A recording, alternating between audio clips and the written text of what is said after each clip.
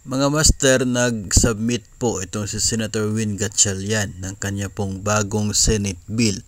Ang Senate Bill number 2827 na ang layunin ay gawing batas ang Career Progression System for Public School Teachers. Kapansin-pansin po dito mga master ang isa pong pagkakaiba sa kasalukuyan pong sistema sa posisyon.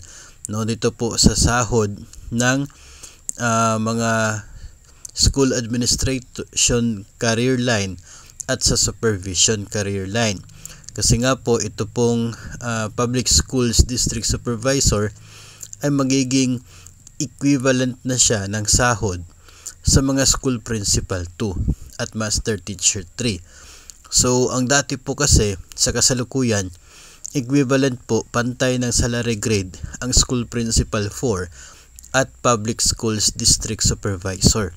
So dito ang mangyayari, mas mataas na ang sahod ng school principal 4 compared sa mga district supervisor. Ang dahilan po dyan na ito pong isang provision sa bill na ito na kung saan ang mga guro, ito pong mga public school teachers shall be upgraded from salary grade 11 to salary grade 13.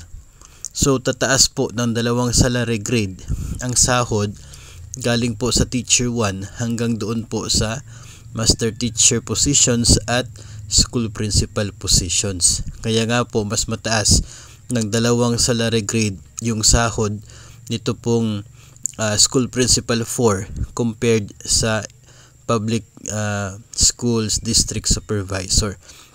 So marami po ang magiging excited dito po sa provision dahil po sa pag-upgrade ng salary grade.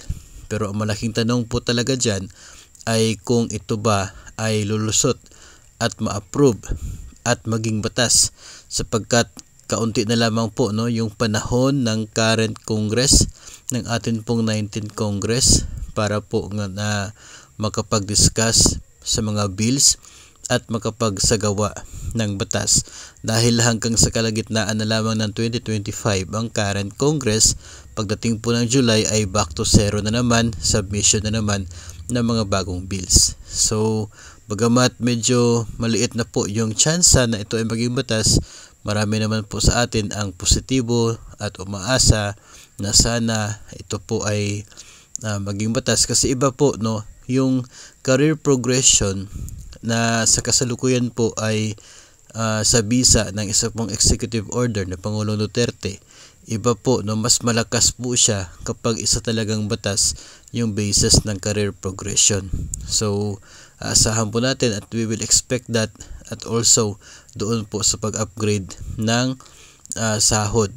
Hopefully ay mabigyan ng chance na ito po ay lulusot at maging batas. Ayun po ang ating tutukan sa mga susunod na mga buwan.